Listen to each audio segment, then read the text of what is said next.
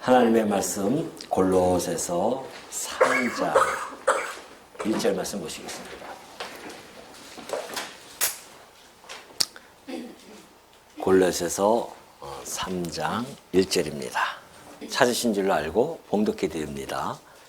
그러므로 너희가 그리스도와 함께 다시 살리심을 받았으면 위의 것을 찾으라. 거기는 그리스도께서 하나님 우편에 앉아 계시느니라. 위의 것을 생각하고 땅의 것을 생각하지 말라. 이는 너희가 죽었고 너희 생명이 그리스도와 함께 하나님 안에 감추어졌습니다. 우리 생명이신 그리스도께서 나타나실 그때에 너희도 그와 함께 영광 중에 나타나리라. 우선 4절까지 봉독해 드렸습니다. 오늘은 예고해 드린 대로 우리 정우연합사경회 다음 주부터 시작되어집니다. 근데 참석하신 분이 아까 우리 장로님 기도해 주셨듯이 참석하시는 분들이 있고 또 참석하지 여러 가지 사정에 의해서 참석하지 못하는 성도님들도 계시는 것 같아요. 그래서 미리 예습하는 우리 셈 치고서는 제가 3시간에 걸쳐서 오늘 오전, 오후 그리고 수요일 날까지 해서요. 골로새서 3장과 4장입니다. 1장부터는 제가 못하고요. 시간이 안 돼서 3장과 4장을 중심으로 해서, 왜냐하면 제가 3장하고 4장을 강의하거든요. 연합사경회에서. 그렇기 때문에 그것을 중심으로 제가 좀 강의를 해보고자 합니다. 골로새서 3장과 4장을 우리가 사실은 실제적인 삶에 대한 이야기인데, 거기에 대해서 우리가 이해하려고 하면은 먼저 1장과 2장에서 선포된 복음의 기초를 짧게라도 정리하는 것이 매우 중요합니다. 1장과 2장을 모르면 3장과 4장은 사실 큰 의미 없습니다. 그래서 1장과 2장의 내용을 여러분이 충실하게, 아니면 핵심적인 것이라도 딱 마음에 와 닿아야만이 1장과 2장을 통해서 전율이 쫙 와야 돼요. 그러니까 1장과 2장에서 전율이 안 오면 3장, 4장은 그냥 그때부터는 어디로 갈까요? 전혀 나하고 상관없는 부담만 되어지는 그런 말씀으로 다가오는데, 1장과 2장을 통해서 무릎을 탁 치면서 주여, 이 음성이 탁 나와야 됩니다.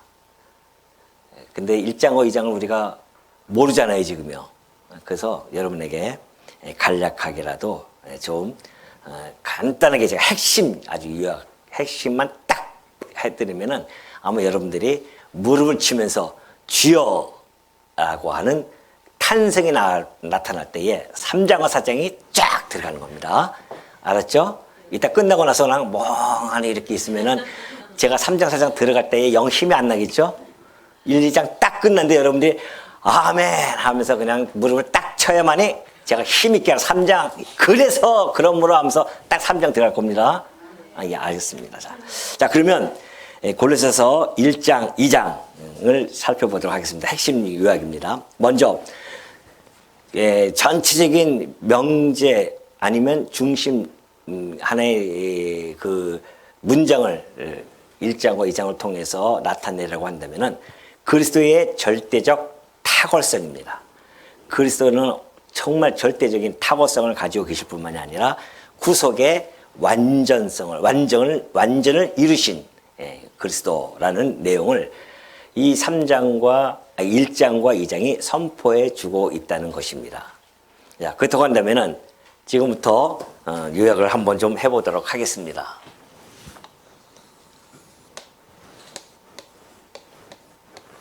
자, 골로새서 1장입니다. 1장 중요한 것들만 제가 딱딱 좀 체크해 나가겠습니다. 골로새서 1장 13절을 한번 볼까요? 13절 보면은 그가 우리를 흑암의 권세에서 건져내사 그의 사랑의 아들의 나라로 어떻게 했다? 옮기셨으니. 자, 흑암의 권세입니다. 여러분, 이 흑암의 권세가 얼마나 사악하고 무서운지 아십니까? 아니 우리가 깜깜한 밤에 불 하나 들어오지 않고 만약에 모두 깜깜하다고 해봅시다. 여러분 견딜 수 있을 것 같아요? 한 10분은 견디겠습니까? 1시간을 견디겠습니까? 만약에 영원토록 그 깜깜한 곳에서 살아간다고 생각해 보십시오. 이건 정말 너무 비참해도 너무 비참하지 않습니까? 그런데 사실은 우리가 이 흑암의 권세에 꽉 사로잡혀 있던 우리들의 모습을 여러분 꼭 떠올려야 됩니다. 이것이 약화가 되어지면 감동이 없어져요. 이 다음에 연결되어지는 것이 감동이 없어집니다. 근데 이 흑암의 권세에 그곳에서 그 고통, 그곳에서 견뎌내지 못하는 그 비참함, 이런 것들이 여러분 피부 속으로 막 다가와야 됩니다. 근데 문제는 이게 잘 와닿지 않거든요. 내가 어디서부터 하나님의 나라로 옮겨졌는지, 내가 어디서부터 하나님의 백성이 되어졌는지를 그거를 감동을 느끼지 못하면은 그때부터는 이 기독교 신앙이 그냥 하나의 종교로 되어집니다. 그냥 가도 되고 안 가도 되는 그러한 기독교 종교. 남들 왔다 갔다 하는 그런 기독교 종교로 전락되어 그래요. 이것이 약화되어져서 그렇습니다. 이것이 만약에 확 살아나면은 내 생명이에요. 내가 가지고 있는 이 신앙은 나의 생명이 되어집니다. 어떠한 것도 바꿀 수 없는 그 생명이 되어지는데 이게 문제는 이게 이제 와 닿지 않아요. 그래서 이것이 와 닿지 않으면은 어디인가요 거기 이렇게 하여튼 나무 상자 하나 만드셔가지고서는 빛도 안 들어오게 딱 만들어 놓고 조그만 한 평 정도 그 안에 들어가서 한 일주일만 견디다 한번 나와 보십시오. 그때 그 빛이 쫙 들어올 때에 여러분의 그 마음이 어떻겠습니까? 그걸 느끼셔야 돼요. 흑암의 권세에서 그의 사랑의 아들의 나라, 하나님의 사랑하는 그 아들의 나라, 곧 무슨 나라입니까? 그리스도의 나라, 더 나아가서는 하나님의 나라입니다. 흑암의 권세에서 하나님의 나라로 어떻게 됐다? 옮긴 바 되었다는 겁니다. 옮겨졌어요. 누가요? 아직도 막 뭔지도 모르고서는 가만히 눈 뜨고 있으면 안 됩니다. 여러분이 지금 여기서 일로 옮긴 바 되어졌다는 거 아니겠습니까? 그러면 여기서 옮기기 위해서는 그 통과 의례가 있습니다. 첫째는 뭐냐면 죄 사함을 받아야 돼요. 이것이 14절의 말씀이에요. 볼까요? 그 아들 안에서 우리가 속량 곧 죄 사함을 얻었도다. 자, 죄 사함을 얻었습니다. 여기서부터 예수 그리스도의 이 십자가의 피값으로 말미암아 당신의 피값으로 우리를 사여 이곳에 있던 우리를 삽니다. 사가지고서는 당신의 그 값이 뭐라고요? 값이 뭐라고요? 피값. 하나님의 피값, 예수 그리스도의 피값으로 우리를 사요. 여러분이 그렇게 대단한 존재도 아닌데도 불구하고 하나님께 뭐 정말 생명을 내들고 믿었고 뭐 이런 것지도 않잖아요. 하나님이 있는지 없는지도 모르겠고 막 이렇게 살아가는데도 불구하고 하나님의 그 아가페적인 아무 조건 없는 그 사랑으로 말미암아 여러분을 이 흑암의 권세에서 사와요. 피값으로. 피값으로 사니까는 뭐가 없어집니까? 속량, 곧 죄가 사해집니다. 여기는 죄가 있는 곳이고 하나님이 옮기는 그 하나님 나라에는 궁극적으로는 죄가 없는 그러한 나라. 죄값을 완전히 갚아줘가지고 이쪽에서는 의인이나 칭함을 받을 수 있는 그런 나라. 여기는 여전히 죄인이죠. 그러나 이 하나님 나라의 백성들은 의롭다 칭함을 받는 자들입니다. 물론 우리가 죄 가운데서 지금도 살고 있지만은 그러나 궁극적으로는 뭐 죄가 없는 나라 아니겠습니까? 예수님이 이제 이 땅에 오셨을 때에 이제 그 모든 죄악은 다 어디예요? 예? 어디에? 불못으로 다 던져버려지고 이제는 죄가 하나도 없는 그런 깨끗한 나라에서 우리가 영원토록 산다 말입니다. 그런 나라로 우리가 옮겨진 것입니다. 그러니 우리가 죄 사함을 받았다는 거 아니겠습니까? 이것이 핵심 내용입니다. 1장에서의 핵심 내용. 그러면 이 죄 사함을 얻게 해주신 예수 그리스도는 도대체 누구신가에 대한 내용을 이제 바울이 하나하나씩 설명해 줍니다. 예수 그리스도, 십자가에서 죽으신 예수 그리스도는 바로 14장 보십시오. 14절. 14절에 보면 뭐라고 했습니까? 우리를 구속해 주었다 그런 거 아닙니까? 그러니까 우리의 구속주입니다. 우리의 죄를 속량해 줬으니까 그는 구속주라. 14절에서. 자, 16절에서는 창조주로 바울이 소개해 주고 있습니다. 알고 보니 십자가에서 힘없이 돌아가셨던 그분이 창조주셔요. 이 세상을 창조하신 분이란 말입니다. 얼마나 놀랐습니까? 근데 더 놀라운 것은 18절이죠.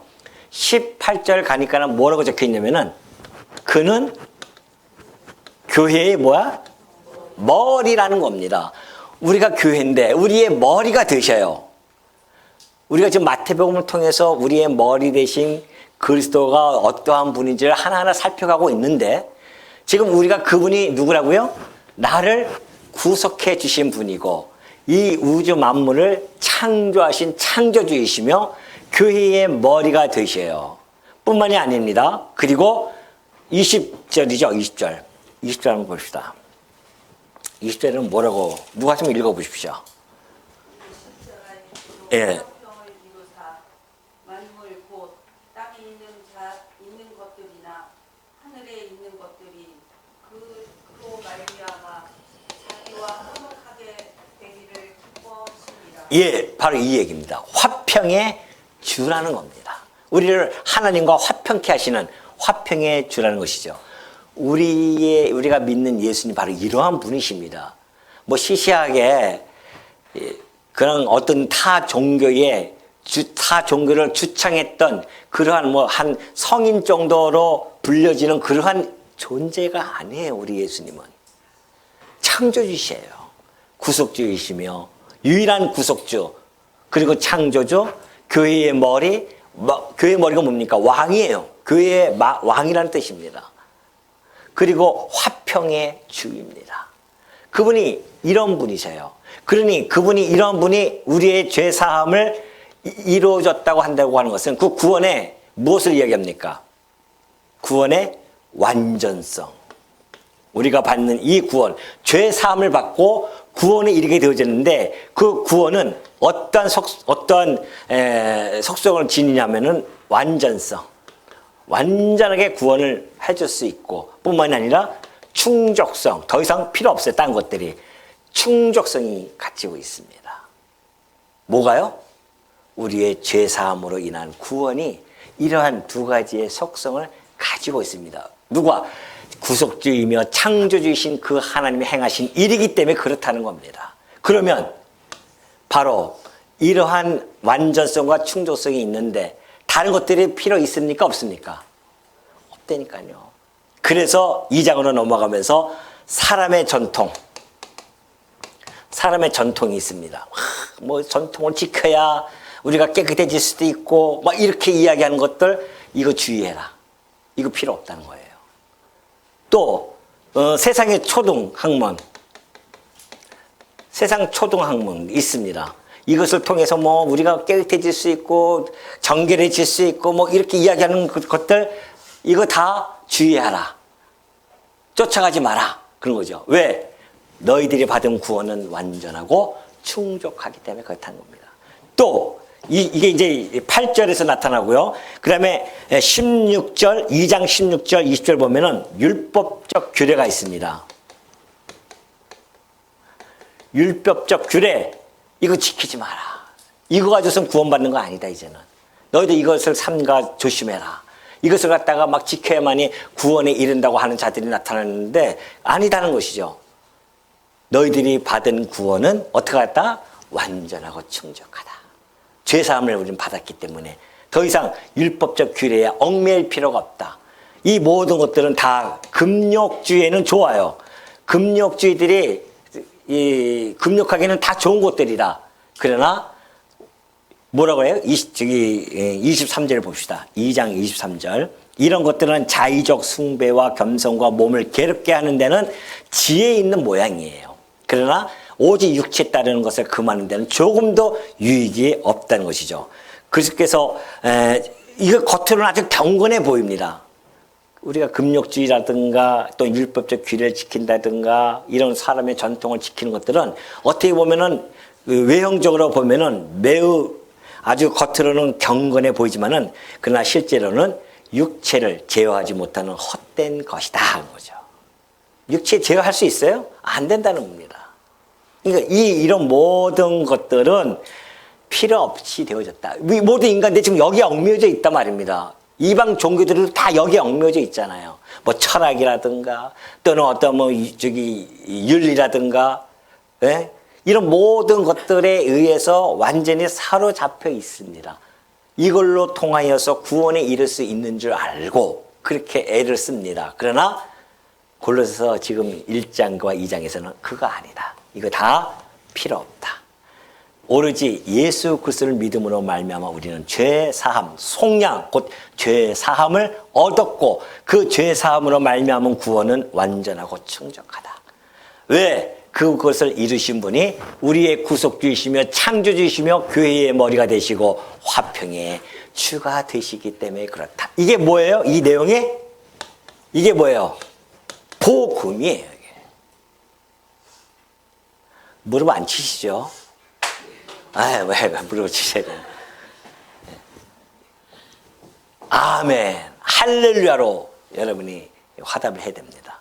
그래, 맞아. 내가 이런 곳에서 이 흑암의 권세에서 이 고통과 괴로움과 비참함 속에서 내가 이런 빛의 나라로 옮긴 바 되어졌는데 이런 과정을 통해서 이렇게 이루어졌구나. 이 복된 소식을 내가 어쩌자고 내 귀에 들려줘서 오늘 이 아침에 이 자리에 앉아 있는지 감사가 안 나옵니까? 감사가 나올 수밖에 없죠. 이것이 딱 아멘이 터져 나와야 3장 그러므로 하면서 복음의 뭐예요? 3장 4장이 뭐예요?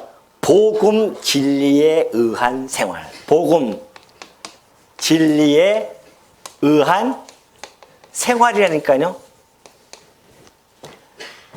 성도의 이 생활은 근거가 뭐예요?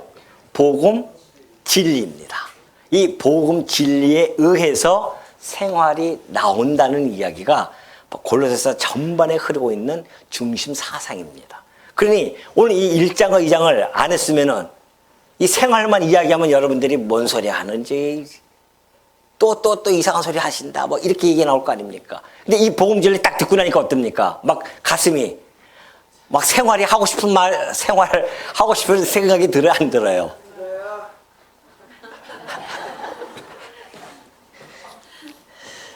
자, 그러면은 본격적으로 한번 해봅시다. 복음 진리에 의한 생활을.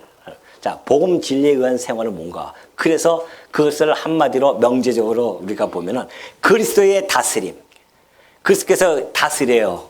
우리의 교회를 다스려 나가시죠. 교회 머리시니까 교회 그리스도의 다스림이 우리 성도들의 삶의 모든 것을 어떻게 한다? 다시 짓는 거예요, 이제.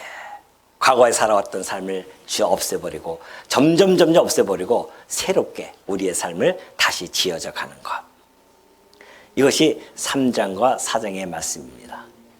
자, 그래서 1, 2장에서는 뭐라고 했습니까? 그리스도의 절대적인 탁월성 그리고 구속의 완전성을 선포했다고 한다면 3, 4장은 그 구속의 진리가 성도의 실제 삶에서 어떻게 구현되는지를 하나하나 보여주는 것이 3장과 4장의 내용입니다. 골로새서 3장 4장은 단순한 윤리 교본이 결코 아닙니다. 오늘 이 내용 속에서 나타나듯이 너희는 이미 그리스도와 함께 죽었고 함께 살아났으며 또 그리스도 안에 감춰져 있다고 선언을 하고 있습니다. 그렇기 때문에 이 성도의 생활은 하나님의 그 하늘 보좌에 앉으신 예수 그리스도의 이 통치가 오늘 이 땅에 살고 있는 우리 성도들, 이 땅의 삶 전체를 새롭게 재구성하는 그러한 사건임에는 틀림이 없음을 오늘 이 3장과 4장이 우리들에게 역설해주고 있습니다. 힘주어서 말해주고 있다는 이야기죠. 자, 그렇다고 한다면 3장 우리 전체적인 목차를 한번 볼까요? 목차 보면은 3장 1절부터 17절까지는 복음은 성도 생활 원리를 규정해 준다는 겁니다. 우리 성도들이 생활을 해나갈 때에 생활의 원리가 있어요. 그걸 누가 규정한다? 내가 해요? 세상 사람들은 이걸로 한단 말입니다. 사람의 전통, 세상 초등 학문으로 생활을 어떻게 규정해 주고 있지 않습니까? 윤리, 도덕 이런 것들이 다. 그러나 기독교 윤리는 생활 이런 것들로 우리의 생활을 규정해 주지 않아요. 뭘로 한다? 복음으로 우리를 생활을 원리를 규정해 준다는 거 아니겠습니까? 그리고 3장 18절부터 4장 6절은 복음은 성도 생활 실제를 어떻게 해요? 새롭게 해준다. 우리를 새롭게 만들어간다. 그리고 마지막으로 복음은 성도 교제를 어떻게 드러내주고 있다는 겁니다. 자, 그렇다고 한다면은 이제 첫 번째 우리가 복음 성도의 생활 원리 첫 번째 뭔가 위의 것을 찾으라는 겁니다. 자, 3장 1절 보면 그래요. 그러므로 너희가 그리스도와 함께 다시 살리심을 받았으면 위의 것을 찾으라. 거기는 그리스도께서 하나님 우편에 앉아 계시느니라. 자, 위의 것을 찾으라. 바울이 명령을 합니다. 너희들 위의 것을 찾아라 그래요. 그러나 그 명령 이전에 뭐가 앞선지 아십니까? 바로 신분이 앞선다는 겁니다. 그 1절 보십시오. 위의 것을 찾으라 전에 무슨 이야기가 있어요? 그렇죠. 그리스도와 함께 살리심을 받았으면, 이거 가정이 아닙니다. 지금 받았으면 이건 어떻게 보면 우리가 가정법처럼 보이지만 가정이 아니라 바울의 선언이에요. 너희가 왜 골로새서는 골로새에 있는 성도들입니다. 여러분 이 골로새서를 이걸 받을 때에 바울이 이제 편지를 써서 보내잖아요. 골로새 교회가 그때 당시에 한 10,000명, 20,000명 뭐 이런 교회가 아니에요. 가정교회입니다. 우리 교회보다 더 작아요. 그런 몇몇 가정이 이렇게 모여서 바울이 보낸 편지를 받습니다. 골로새에 있는 성도들에게. 원래 제목은 골로새에 있는 성도들에게예요. 그 성도들이 딱 편지를 받아요. 그럼 쫙 1절부터 2장까지 쫙 읽는 겁니다. 그때에 그들이 그 읽으면서 얼마나 손을 부들부들 떨겠습니까? 그 바울의 이 엄청난 복음의 진리를 받아보면서.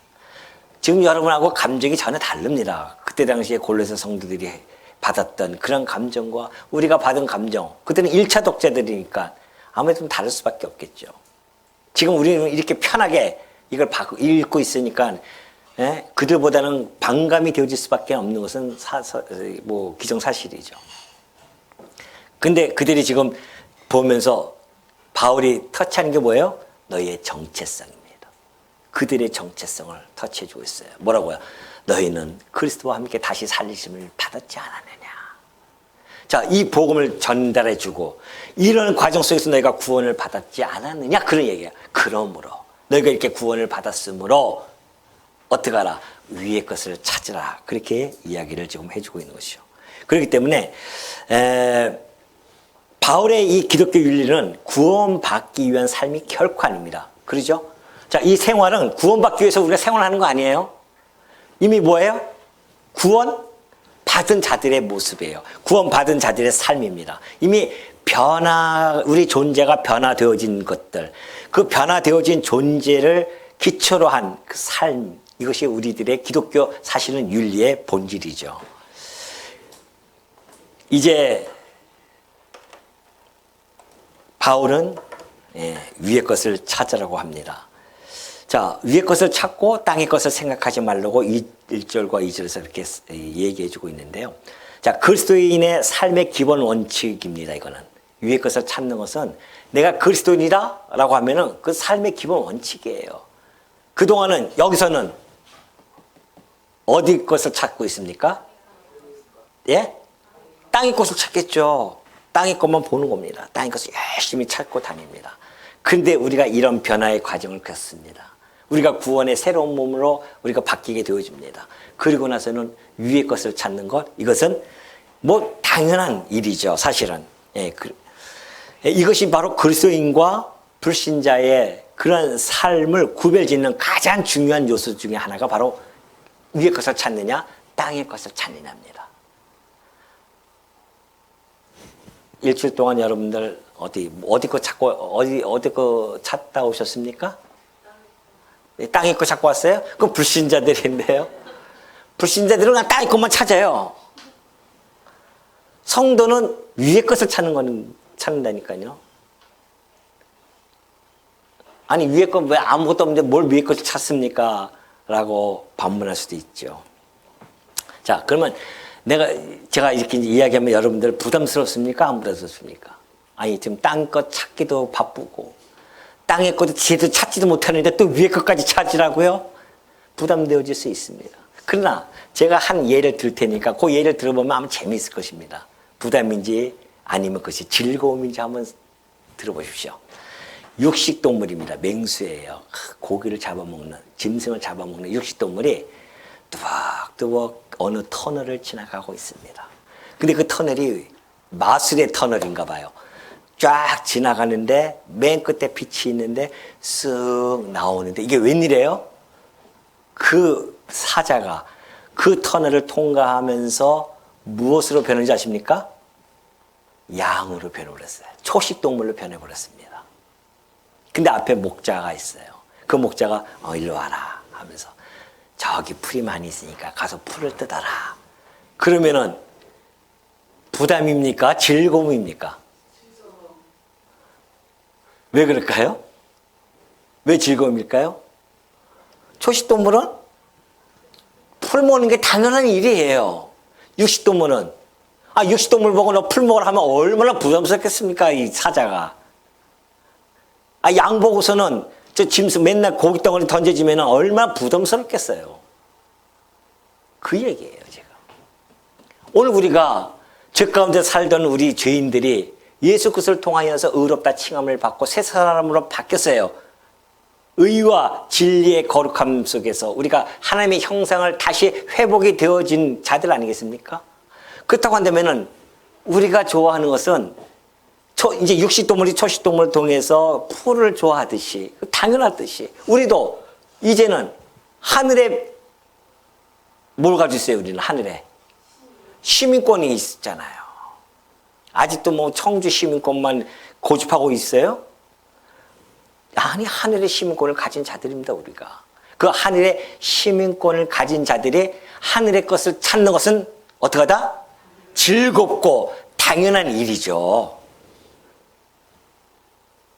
그걸 찾아야 되지. 그것을 내가 지금 불신자의 삶을 살아가고 있구나. 아니야, 내가 하나님의 백성의 삶을 살아가고 있구나. 그것을 가늠할 수 있는 중요한 요소가 뭐라고요? 예? 뭐라고요? 위의 것을 찾는 거란 말입니다. 위의 것을. 그러니 아까 얘기했듯이 이 위의 것을 찾는 그 근거는 3장 3절에서 너희가 죽었고 3장 1절에서 그리스도와 함께 다시 살리심을 받았으므로 그러잖아요. 위라고 하는 것은 공간 개념이 사실은 아닙니다. 위라고 하는 것은 보좌에 앉으셨다 그랬잖아요. 지금 바로 위의 것을 찾으라. 그러면서 하는 이야기가 거기는 누가 있다? 그리스도께서 하나님 우편에 앉아 계시느니라. 그러니까 공간을 개념으로 바라보면 안 돼요. 위의 것을 찾으라고 했을 때는 누굴 좀 보라는 겁니까? 나의 구속주이시며 창조주 교회의 머리 화평의 주이신 예수 그리스도에게 나의 모든 사고 나의 가치 모든 것을 다시 그리스도 앞에서 재정렬해 가는 것, 이것이 위의 것을 찾는 참된 모습이란 말입니다. 그리스도를 추구해야 되겠죠. 그리스도를 추구한다는 것이 뭡니까? 그리스도에 맞춰서 내 사고력, 내 사고, 내 생각하는 것, 또 내 어떠한 마음가짐, 내 태도, 나의 가치, 이 모든 것들이 그리스도를 향하면서 그에 맞춰서 다시 재정렬해야 되지 않겠냐 말이죠.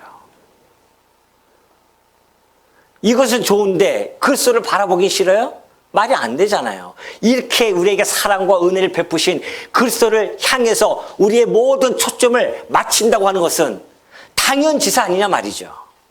그게 부담이에요?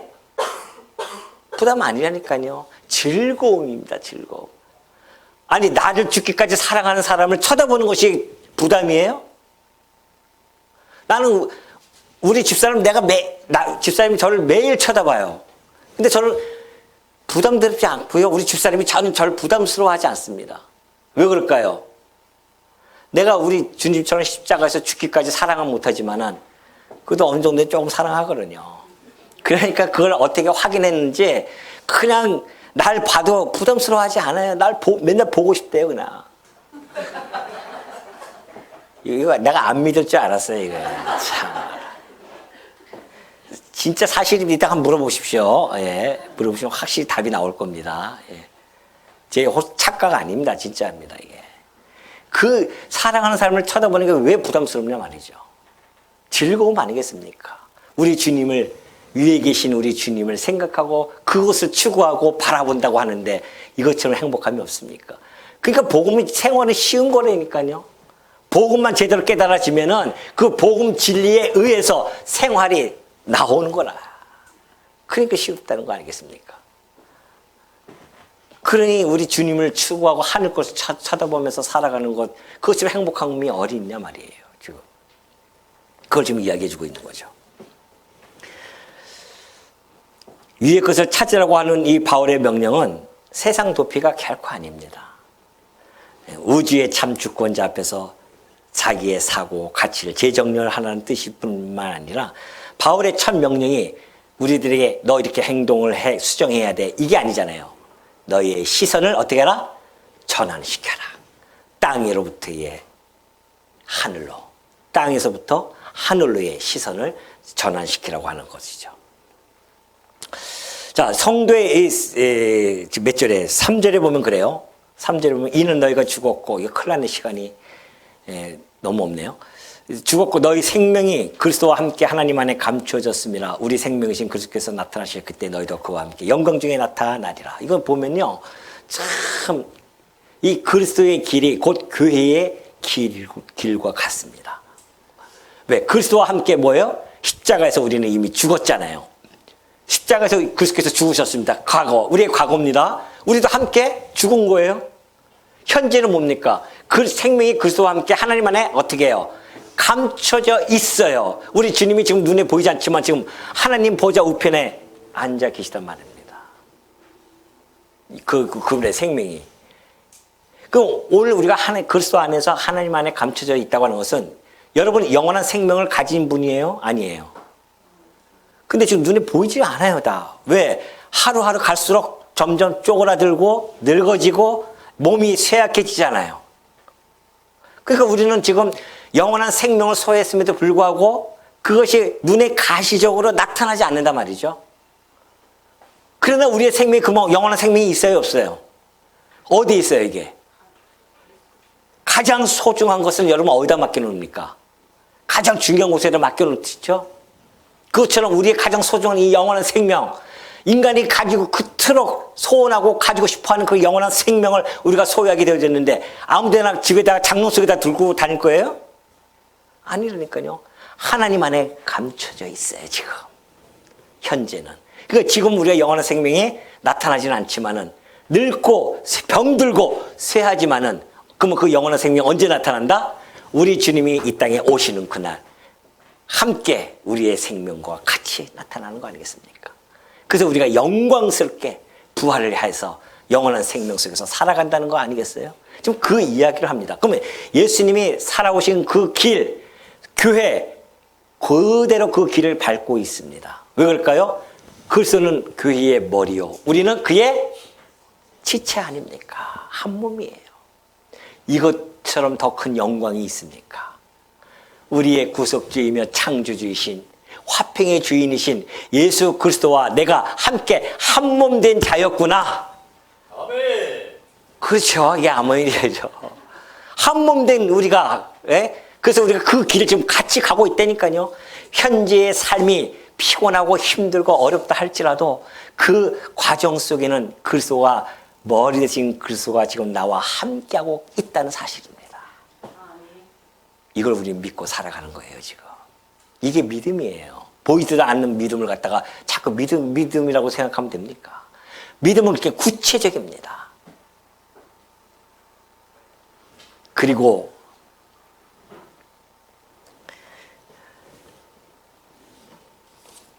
제가 그냥 빨리빨리 그냥 설명을 해 나갈 수밖에 없습니다. 시간이 좀 그러네요. 자, 이제 두 번째는 뭔가 벗어버릴 것과 입을 것이 있습니다. 그때 당시에 이 옷이라고 하는 것은요, 신분과 지위의 상징이죠. 그래서 그 옷이라고 하는 것은 정신과 태도에 영향을 미칩니다. 그러죠?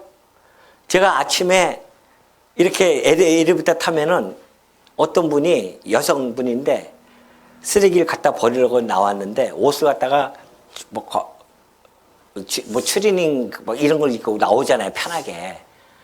그럼 오면은 고개를 이렇게 돌리고서는 탁 있어요. 뭐 세수도 뭐 안 하셨겠죠, 아무래도. 고개를 이렇게 돌리고 있습니다. 인사도 안 해요.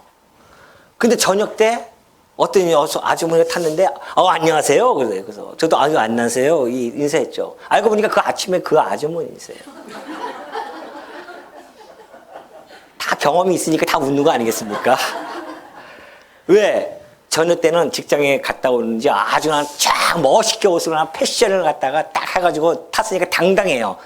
당당할 때 이제 나 발표만 하잖아요. 그러면서 이제 인사하는 겁니다. 그 사람의 태도, 그 사람의 어떠한 정신, 이것이 그때 당시는 그 옷을 통해서 나타냈었습니다. 지금이야 안 그렇지만 지금 뭐 대통령 옷이나 내 옷이나 똑같지 않습니까? 그러나 그때 당시에는 노예와 종과 그리고 주인의 옷은 달라요.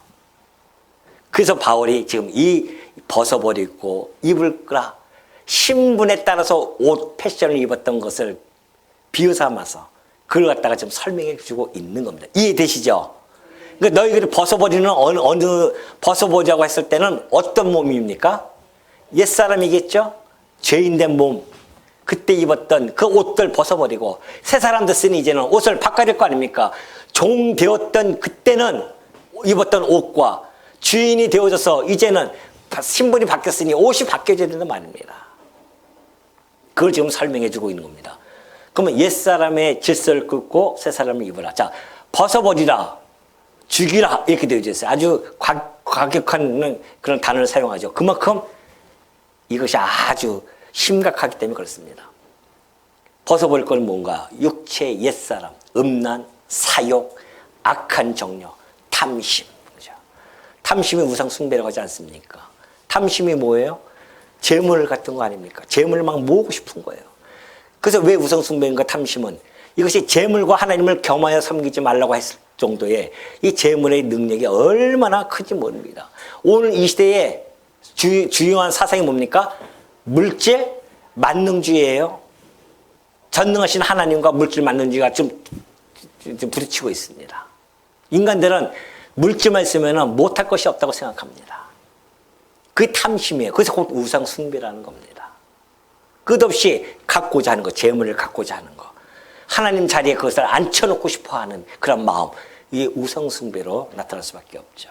그 뿌리는 뭔가? 하나님 중심을 버리고 자기 중심대로 살아가고자 하는 것. 이것이 바로 이 뿌리 속에서 이런 옛사람의 모습이 나타날 수밖에 없는 겁니다. 그리고 입을 것이 하나 있어요. 그거는 바로 긍휼, 자비, 겸손, 온유, 오래 참음. 주께서 용서하신 것 같은 완전한 용서들. 여러분 이거 한번 보십시오. 13절 한번 보세요. 누가 누구에게 불만이 있거든 서로 용납하여 피차 용서하되 주께서 너희를 용서하신 것 같이 너희도 그리하고, 그렇게 되어 있습니다. 여러분 이 용납이라는 것이 무슨 뜻인지 아십니까? 용납? 예? 여기 보면 13절에 누가 누구에게 불만이 있거든. 교회 내에서 불만이 있죠? 성도와 성도 간에 서로 불만이 있을 수 있습니다. 왜? 우리는 완벽한 사람들이 아니에요. 아직 천국 생활을 하는 것이 아닙니다. 그것을 향해서 갈 뿐이지 저 사람에 대한 불만이 있을 수 있죠. 그때 어떻게 할 것이냐 말입니다. 새 사람을 입은 우리들은. 바울은 이렇게 말씀을 전해주고 있어요. 불만이 있거든 서로 용납하라는 겁니다. 용납이라고 하는 것은 참답니다.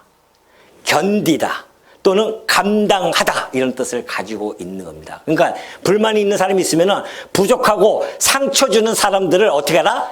견디며 살아가. 이것이 성도에게 지금 주는 메시지입니다. 난 저 사람 불만이 있어서 난 이 교회 다니기 싫어. 그 신앙 아닙니다. 그런 신앙은 너무 미약한 신앙이고 너무 아이들 같은 신앙이에요. 하나님이 왜 그렇게 그런 환경을 내게 왜 주셨냐 말이죠. 거기서 견뎌내고 이겨내고 성숙하게 하기 위한 그런 환경을 주셨는데 그걸 갖다가 깨닫지 못하면 안 된단 말입니다. 바로 이 말씀이에요. 불만이 있거든 용납해, 견뎌내, 참어, 그리고 살아가. 그리고 한 걸음 더 나아가서 어떻게 해라? 서로 뭐 하라요? 피차 용서해 주라고 합니다. 용서는 일방적인 용서가 있고요, 상호적인 용서가 있습니다. 일방적인 용서는 자기 마음에 용서를 해주는 거예요. 그냥 내가 그리스도로부터 용서를 받았는데 그 기준이 뭔지 아십니까? 그리스도로부터의 기준이라니까요. 용서를 받는 것. 그리스도께서 우리에게 용서해 주신 것처럼 그게 기준이에요. 그것처럼 우리가 용서를 해줘야 됩니다. 이 마음에 이미 그런 용서를 가지고 있다고 한다면 이제는 상호적인 용서가 이루어져야 되죠. 그거는 관계의 완전한 화해가 이루어져야 됩니다. 그러니까 먼저 어떤 불만이 있어서 부딪히게 되어지면 견뎌내는 겁니다. 주여 기도하면서. 그리고 견뎌내고 그 다음에 용서하는 마음이 생기고 그 다음에 화해가 이루어지고 이러면서 교회 생활이 이루어지는 겁니다. 그래야 우리의 신앙이 자라나는 겁니다. 하나님 지금 그 신앙을 자라나게 하기 위한 그런 환경을 우리가 때때로 주셔요. 견뎌내십시오. 그것이 신앙입니다. 다 좋고 내 마음에 드는 사람이 세상에 어디 있습니까? 예? 내 마음에 드는 사람이 어디 있어요? 이 안에서도 지금 내 마음에 드는 사람이 있습니까? 내 마음에 드는 사람이 없어요. 지금 내가 봤을 때. 뭐 그렇게 연합사경에 내가 강사인데도 막 빠진대요 다들. 빠지면 되겠습니까? 주강사가 난데 죽으라고 오셔야 되지. 빠진 사람이 반이 넘어요 지금. 내가 얘기 안 하려다가 오늘 얘기해버렸네 갑자기. 마음에 안 들죠 제가. 근데도 어떻게 해요? 내가 용납하는 겁니다. 참고 견디고 견뎌내야죠. 그리고 피차 용서해주고. 뭐 용서까지는 하는 내용은 아니지만 사정이 있어서 못 오신 분도 있으니까 용납해 주는 거예요. 그래서 그게 신앙인입니다. 그걸 통해서 내가 다져지고 또 다져지고 그러면서 성숙이 되어지는 것이지. 교회가 그래서 물을 모아놓은 겁니다. 죄인들을 다 모아놨어요. 흑암의 권세 있는 자들 모아놨으니 오직 가관이겠습니까 정말.